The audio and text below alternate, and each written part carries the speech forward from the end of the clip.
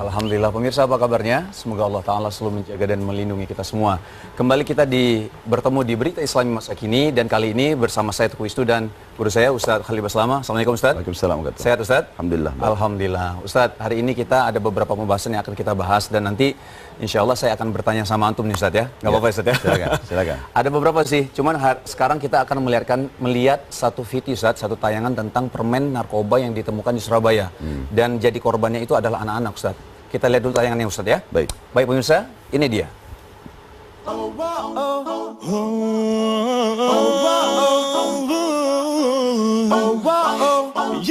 Siapa yang tidak suka makanan ringan yang manis ini? Ya, permen. Namun nampaknya kini pecinta permen terutama anak-anak harus waspada. Pada Selasa 7 Maret 2017 kemarin, tepatnya di kota Surabaya, Jawa Timur, para Satpol PP menyita ratusan permen yang dijual di toko dan asongan sekitar sekolah-sekolah dasar di 14 kecamatan. Kepala Satuan Polisi Pamong Praja Kota Surabaya mengatakan bahwa permen yang dijual dengan harga Rp1.000 per bungkusnya ini diduga mengandung bahan berbahaya yang tergolong narkoba. Razia ini digalakan sejak beberapa waktu yang lalu, tim melakukan razia pada siswa-siswi yang bolos sekolah. Dalam razia tersebut, terdapat pengakuan salah seorang pelajar SD yang bolos sekolah dan mengaku pusing setelah mengkonsumsi permen. Wali Kota Surabaya, Tri Risma hari ini pun turut angkat bicara mengenai hal ini. Dikatakannya bahwa memang ada permen temuan saat razia yang kemudian dilakukan pemeriksaan di lab dan ternyata mengandung bahan tertentu yang berbahaya bagi kesehatan. Risma pun kemudian memerintahkan kepada Dinas Kesehatan dan Satpol PP Surabaya untuk mengamankan permen serupa yang biasa dijual ke anak-anak. Hingga saat ini, permen-permen yang disita ini tengah dalam proses pengujian dan belum ada keterangan resmi dari Dinas Kesehatan setempat. Pemirsa beriman, beredarnya permen berbahaya yang diduga mengandung narkoba memang tidak terjadi pertama kali di Indonesia. Sebelumnya di akhir tahun 2016 yang lalu, banyak ditemukan permen dengan kandungan narkoba yang beredar dalam berbagai bentuk, seperti permen karet, lollipop, bahkan juga terdapat pil ekstasi yang dibentuk layaknya permen berbentuk tokoh kartun Minion. Dengan beredarnya permen-permen berbahaya seperti ini di sekeliling kita, maka haruslah kita mulai waspada akannya.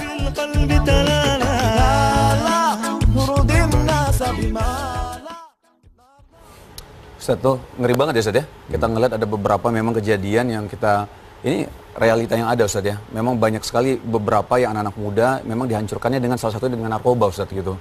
Ustadz, kalau misal ini gimana tanggapan Ustadz melihatnya Ustadz? Ya, Alhamdulillah, wassalatu wassalamu ala rasulillah. Tentu ini narkoba bagian daripada hal-hal yang diharamkan dalam agama dan dia masuk dalam kategori yang memabukkan. Jadi hal yang memabukkan dalam Islam itu tidak harus cairan, bisa juga bubuk dan seterusnya. Makanya dia masuk dalam kategori obat-obat yang terlarang. Dan ini masuk dalam umumnya larangan firman Allah Subhanahu wa taala tentang pengharaman khamar dalam surah Al-Maidah ayat 90. Tentang pengharaman khamar yang Allah Subhanahu wa taala menutup ayatnya mengatakan afala tantahun, tidakkah kalian meninggalkan perbuatan tersebut. Dan juga dalam ayat ini Allah tekankan innama yuridu syaitanu an yuqi'a bainakumul adawata wal baghdha fil khamri wal maisir. Dan sungguhnya syaitan itu ingin menyesatkan kalian, menyusahkan kalian dalam judi dan minuman keras itu. Tentu sekarang ini hal-hal yang sangat menyedihkan karena sampai pada tingkat anak-anak pun dijadikan sebagai korban. Ini tentu hal yang mesti serius ditangani. Iya Ustadz, jadi memang ini jadi kekhawatiran kita semua ya Ustadz ya, sebagai orang tua, anak-anak kita mungkin sekolah mungkin ya ada jajanan-jajanan yang kita mungkin nggak bisa kita pungkiri Ustadz ya, dalam arti kita mungkin nggak bisa menjaga 100% anak kita gitu. Nah Ustadz, ini kita sekarang break dulu, nanti setelah ini kita akan bahas tentang masalah ini juga Ustadz ya. Baik. Saudaraku, jangan kemana-mana, tetap di Berita Islami Masa Kini.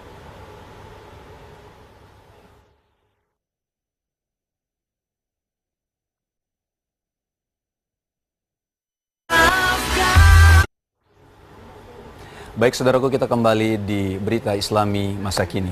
Nah sekarang Ustadz, kita mau tahu dong Ustadz, sebenarnya tanggung jawab orang tua atau di dalam agama Islam, pendidikan orang tua terhadap anak itu seperti apa Ustadz? Iya, jadi semestinya orang tua merasa bertanggung jawab karena memang Allah Subhanahu wa taala menjadikan orang tua sebagai penanggung jawab ya, di dalam rumah tangganya, suami kepada istri dan anaknya, istri, kepada harta dan anak-anak suaminya. Sebagaimana hadis Nabi SAW yang berbunyi, kalian semua pemimpin dan diminta pertanggungjawabannya pada hari kiamat. Seorang pemimpin negara bertanggung jawab terhadap masyarakatnya, dan seorang suami bertanggung jawab terhadap istri dan anak-anaknya. Seorang istri bertanggung jawab terhadap harta suaminya dan anak-anaknya. Berarti di sini kasus suami istri, ayah dan ibu ini harus bertanggung jawab terhadap anak-anaknya. Terutama yang berhubungan dengan masalah pendidikan anak-anak. Jadi pendidikan itu sangat penting sekali, karena pendidikan ini ada dua, ada yang sifatnya internal dan ada eksternal. Internal dalam rumah, semestinya bisa mereka menjadi suri tauladan yang baik, mencontohkan. Ya, seperti misalnya hadis Nabi SAW tentang masalah afdal sholat sunnah itu di rumah. Itu untuk maksudnya mencontoh anak-anak biar contoh gitu. Jadi biar anak-anak ini pada melihat orang tuanya pulang ke rumah, sholat sunnah. Juga ada hadis yang mengatakan jangan kalian menjadikan rumah kalian seperti kuburan. Maksudnya tidak ada ibadah, tidak ada zikir, tidak ada baca Quran, tidak ada sholat. Maka ini termasuk ulama memasukkan dalam kategori mendidik anak. Bagaimana mendidik anak itu. Secara internal, secara eksternal juga mereka harus bisa mencari lembaga-lembaga pendidikan yang tentu lebih islami. Karena sekarang saya lihat ada permasalahan yang kita hadapi di kehidupan sosial di Indonesia, terutama muslim, secara khusus muslim yang memilih lembaga pendidikan buat anak-anaknya. Kesannya pesantren dan lembaga-lembaga agama ini adalah tempat tanda kutip ya, pembuangan. Jadi kalau tidak lulus di sekolah A atau sekolah B, baru masuk ke pesantren. Nah, mereka tidak sadar sebenarnya pesantren harus diprioritaskan, karena pesantren itu mengajak anaknya untuk jujur, belajar Al-Quran, belajar As-Sunnah, belajar halal haram, kemudian mereka dilatih untuk terbiasa sholat 5 waktu dan seterusnya. Jadi ini harus bisa difahami, sehingga secara eksternal pun orang tua terbantukan apa yang mereka didikkan dalam rumah dan internal ini. Dan tentu tidak mungkin, saudaraku seiman, sebagai orang tua kita berharap anak kita menghafal Al-Quran atau membaca Al-Quran dengan baik, atau mungkin dia rajin sholat, atau dia berprestasi lah dalam masalah agamanya. Dan tentu kalau prestasi dalam agama berarti berprestasi dalam semua kehidupan. Karena agama selalu menyuruh baik, jujur, amanah, tanggung jawab, bakti dengan orang tua, berbuat baik dengan tetangga, berbuat baik sesama manusia, bahkan sesama makhluk. Maka kalau orang dekat dengan agama pasti dia akan baik, otomatis dia akan baik.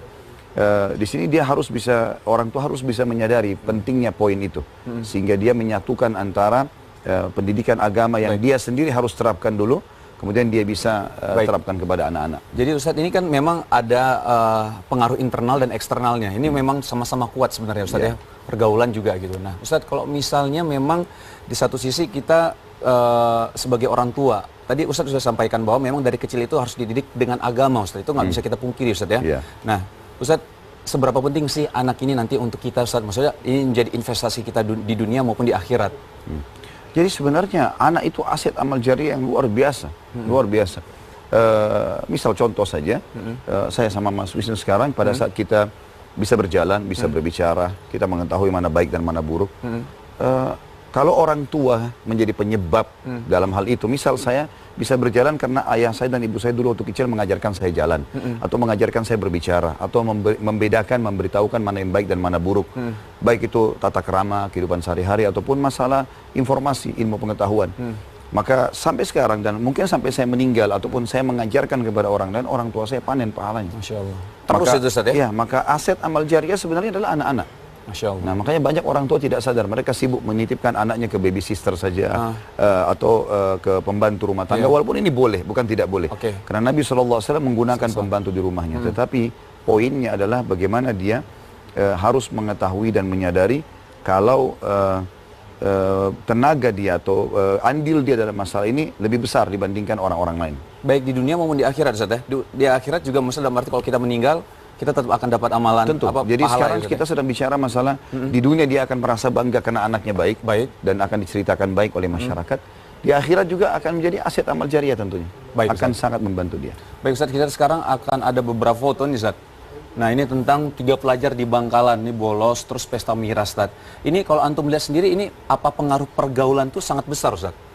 Ya, jadi sebenarnya gabungan antara internal dan eksternal pendidikan tadi itu dirangkum dalam sebuah hadis Nabi SAW yang berbunyi al-mar'u ala dini khalili, seseorang sesuai dengan lingkungan dan pergaulannya. Ya kalau orang tuanya narkoba, anak-anak juga pasti akan terbiasa. Kemungkinan besar itu. seperti itu Ustaz ya? Iya. Ditambah lagi dengan pendidikan di luar eksternal yang seperti itu juga lingkungan, maka akan sangat berbahaya. Kalau anak kita bergaul dengan 10 orang perokok misalnya, sementara dia tidak merokok, pasti dia akan terpengaruh. Teman-temannya akan mengatakan, cobalah supaya kamu tahu rasanya misalnya. Maka dia akan coba, sehari 2 hari dia akan coba, sebulan dia sudah terbiasa, setahun dia bisa merokok. Kalau dia bergaul dengan orang-orang yang berprestasi, orang-orang pintar, orang-orang yang mungkin misalnya hafal Al-Quran, maka sehari 2 hari dia malu, seminggu dia belajar membaca Al-Quran, sebulan dia hafal Quran, sebulan dia bisa ngaji, setahun dia bisa hafal Quran. Masya Allah. Amin, amin, amin. Dah, Ustaz. Oke, ini ada juga 5 murid horor yang tega membunuh gurunya sendiri. Ini Ustaz, beberapa kejadian-kejadian yang dan realita yang ada di Indonesia bahwa memang banyak sekali kasus-kasus yang kadang-kadang kita nggak masuk akal Ustaz gitu ya. Ini tadi Ustaz sudah bilang bahwa pengaruh internal, pengaruh eksternal juga penting sekali, ilmu juga penting Ustaz ya. Baik Ustaz, nanti kita akan bahas lagi di segmen ketiga. Kita break dulu Ustaz ya. Baik. Bagi teman-teman juga kalau misal ada pertanyaan silakan ya komentar di Instagramnya Beriman ya. Nanti kita tunggu, nanti insya Allah akan dijawab langsung oleh Ustaz Khalid Baslama. Kita break dulu. Baik, jangan kemana-mana, tetap di Berita Islami Masa Kini.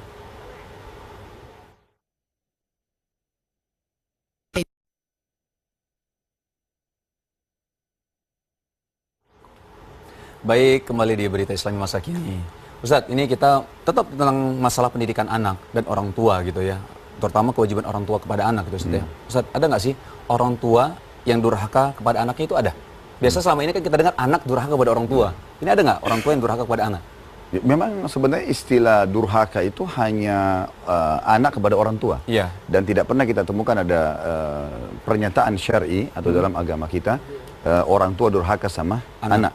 Bahkan orang tua itu memiliki hak yang sangat besar terhadap anak-anaknya. Seperti misal ada kasus dalam sebuah riwayat Bukhari. Pernah ada seorang sahabat, dia lagi di luar rumah, kemudian ayahnya datang ke rumahnya ketemu istrinya. Lalu kemudian minta duit, ya, minta uang gitu. Lalu istrinya ini kasih kepada mertuanya. Setelah si pemilik rumah ini, si anak ini pulang, lalu dia tanya istrinya siapa yang datang, dia katakan ayah kamu. Terus apa yang dia lakukan? Dia minta uang dan saya kasih. Lalu ternyata si anak ini tersinggung. Kemudian dia pergi ke masjid, lalu kemudian dia melapor kepada Nabi SAW. Ya Rasulullah, tadi ayah saya ambil uang di rumah saya tanpa izin. Maka keluarlah sebuah statement yang sangat tegas dari Nabi SAW di sini. Beliau mengatakan, anta wa malika li abik. Kamu dan hartamu milik ayahmu. Maknanya di sini sangat tinggi sekali. Bahkan dalam masalah hukum kisos, kalau misalnya ada anak yang membunuh orang tua, tidak diragukan lagi akan dikisos, gitu kan? Tapi kalau dibalik orang tua membunuh anak ini diajak untuk bertaubat dan terlepas dari masalah. Jadi tidak dihukum kisos. Iya, kalau orang tua karena ini sangat sulit sekali orang tua melakukan itu pada anaknya. Baik. Sampai pernah seseorang bertanya kepada Hasan Basri, kapan saya bisa membalas bakti ayah saya? Dia bilang, saya punya seorang ayah. Ayah saya itu selalu saja saya bersihkan kotorannya. Dia stroke di atas ranjang. Saya bersihkan kotorannya. Kalau dia, buang air besar, buang air kecil, saya tampung dengan kedua telapak tangan saya. Kemudian saya coba lakukan itu sampai sekarang. Dan sudah bertahun-tahun. Apakah saya sudah membalas jasa ayah saya? Kata Hasan Basri, sama sekali belum. Dia bilang, saya bersihkan kotorannya dengan tangan saya, kencing, buang air besar. Saya tidak merasa jijik bertahun-tahun. Saya belum balas baktinya. Kata Hasan Basri, belum. Karena orang tuamu dulu, ayahmu membersihkan kamu pada saat kamu kecil. Itu karena dia ingin kau tumbuh besar dan menjadi seorang tokoh masyarakat. Tapi sekarang kamu bersihkan orang tuamu karena kamu hanya merasa sebuah kewajiban dan berharap kapan orang tuamu mati dan tugasmu selesai. Maka sangat berbeda antara orang tua sama anak. Maka tidak ada istilah durhaka orang tua kepada anak. Tapi orang tua yang membengkalaikan kewajibannya itu dosa. Dosa saja. Ya, dalam sebuah hadis yang sahih kata Nabi SAW, cukuplah dosa seseorang yang membengkalaikan kewajiban nafkahnya atau perlindungannya. Di sini dia berdosa kalau dia tidak memberikan kewajiban itu. Intinya anak-anak juga punya hak juga Ustaz ya, dan itu kewajiban orang tua Ustaz ya. Baik Ustaz, kalau misalnya masalah kita tahu ada di umur keberapa, kalau tidak salah di umur 7 tahun kita, atau di umur 10 tahun Ustaz, yang kita boleh memukul anak kalau misalnya dia tidak melakukan sholat. Itu gimana Ustaz ya? Orang-orang kan agak bingung, kok dipukul ya anak gitu kalau nggak sholat, kan anak-anak gitu. Itu gimana Ustaz? Jadi ada hadis Nabi, bunyinya begini sebenarnya. Kata Nabi SAW, suruhlah anak kalian sholat di umur 7 tahun dan pukullah mereka di umur 10 tahun. Serta pisahkan mereka di ranjang. Ulama hadis merincikan masalah ini dalam bab pendidikan anak. Mereka mengatakan ini menandakan pertama pentingnya sholat. Sampai-sampai harus ditekankan anak-anak itu untuk belajar sholat di umur 7 tahun. Dan di sini masih belum ada perintah untuk memukulnya. Di umur 10 tahun pukullah mereka. Tapi ulama rincikan masalah memukul. Karena ada dua dalam agama kita masalah boleh memukul kalau anggota keluarga ya. Memukul anak yang tidak sholat di umur 10 tahun dan memukul istri yang nusyud gitu kan. Yang membangkang. Nah bagaimana sekarang proses pukulnya gitu kan. Maka ulama hampir semua sepakat mengatakan darbatun ghairu mubarrah. Pukulan itu harus tidak berbekas. Sesuai juga dengan hadis Nabi SAW, hindari wajah dan kepala. Artinya sebagian ulama mengatakan dia menggunakan maksimal kayu siwak yang dia ingatkan kepada anaknya. Jadi kayak lebih kena ke hati Ustaz ya? Ya, kayak gitu sebenarnya ya, lebih kepada sentuhan seperti itu. Jadi ini bukan cuma sekedar menyakiti fisik, tapi seperti sebuah peringatan saja bahwasanya kamu telah salah. Baik, Ustaz, kalau misal anak kita sudah didik, kita melakukan kewajiban kita sebagai orang tua, tapi anaknya di luar tetap bandel nih Ustaz, padahal kita sudah memberikan yang terbaik gitu. Itu gimana Ustaz? Apa hilang tanggung jawab kita? Sebenarnya ada faktor keimanan di sini yang perlu kita bahas. Teman-teman sekalian, kalau kita bertakwa kepada Allah, kita beriman kepada Allah, maka dipastikan itu bisa terwariskan kepada anak keturunan kita dan bisa punya tampias di sekitar lingkungan sekitar kita. Dan kita tahu kisah yang masyhur tentang Umar bin Khattab radhiyallahu anhu pada saat beliau keliling-keliling kota Madinah di malam hari. Beliau melewati rumah seorang nenek penjual susu bersama cucunya. Kemudian Umar bin Khattab pun mendengar pembicaraan antara nenek sama susu. Si nenek mengatakan, bagaimana kalau kita tambah saja, campur saja dengan air supaya susunya itu lebih banyak jumlahnya. Lalu si cucu mengatakan, kalau Umar tahu Umar akan marah. Lalu neneknya mengatakan, tidak, Umar tidak tahu. Kemudian lalu cucu ini menangis sambil mengatakan, bagaimana dengan Tuhannya Umar? Mendengar statement ini, Umar bin Khattab tidak banyak berbicara lagi. Dia pulang ke rumahnya, dia bangunkan seluruh anak laki-lakinya dan dia tawarkan untuk menikah. Dia mengatakan siapa yang mau menikah dengan cucunya penjual susu gitu. Masya Allah. Karena dia tahu kesolehan si wanita ini. Dan betul-betul ulama sejarah mengatakan dari perempuan ini pada saat dia menikah dengan salah satu anak Umar namanya Asim, kemudian punya anak Abdul Aziz punya anak Umar.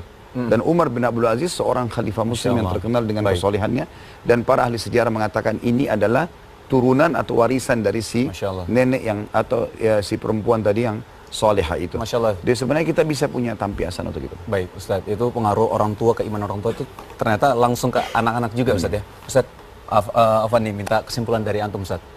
Sedikit aja. Baik. Yang pertama sebenarnya perlu Bapak Ibu sekalian memahami pendidikan sangat penting dalam Islam, dan kita tahu pondasi agama kita adalah ilmu. Imam Syafi'i mengatakan siapa yang mau dunia maka dia harus punya ilmu, siapa yang mau punya akhirat dia harus punya ilmu, siapa yang mau ingin keduanya dia harus punya ilmu. Dan ilmu di sini adalah ilmu agama maksudnya, karena ilmu agama adalah kewajiban, sementara ilmu dunia adalah sunnah. Maka ini poin yang harus disadari. Yang kedua, renungilah baik-baik khusus berhubungan dengan bahasan tema kita ayat firman Allah Subhanahu wa taala dalam surah Al-Maidah ayat 90 dan 91. A'udzubillahi minasyaitonirrajim, ya ayyuhalladzina amanu ya innamal khamru wal maisiru wal ansabu wal azzamu rijum amali syaitan fajtanibuhu la'allakum tuflihun. Hai orang beriman, jauhilah judi, khamar, ya mengundi nasib dengan anak panah, menyembelih untuk selain Allah, karena itu akan agar kalian beruntung. Lalu dikatakan innama yuridu syaitanu ayat 91, innama yuridu syaitanu yuqi'a bainakumul adawata wal baghdha fil khamri wal maisir wa yasuddakum an dzikrillahi wa anis shalah fahal antum muntahun. Ketahuilah kata Allah, sungguhnya syaitan ingin menyesatkan kalian, menyerumuskan kalian pada kerugian, ya, kesusahan hidup dengan khamr dan judi, dan menjauhkan kalian dari zikir kepada Allah. Apakah kalian ingin meninggalkannya? Jadi fahami baik-baik ayat ini. Dan yang ketiga, teman-teman sekalian, yang terakhir adalah bagaimana orang tua harus bekerja sama dengan lingkungan sekitarnya dan mengawasi anaknya sebaik mungkin. Dan ini bukan berarti kolot, tapi memang karena dia merasa ini tanggung jawabnya. Dan tanggung jawab orang tua, kalau anak perempuan sampai anak perempuan itu menikah, kalau anak laki-laki sebenarnya sampai dia balik. Selebihnya adalah sunnah. Baik Ustaz, jazakallah khair Ustaz ya. Makasih Ustaz. Baik saudaraku, tidak terasa kita sudah akhir acara. Mudah-mudahan bermanfaat untuk kita semua. Jangan lupa untuk saksikan terus Beriman setiap Senin sampai Jumat pukul 11.30. Akhir kata saya dan Ustaz Khalid undur diri. Assalamualaikum warahmatullahi wabarakatuh. Waalaikumsalam warahmatullahi wabarakatuh.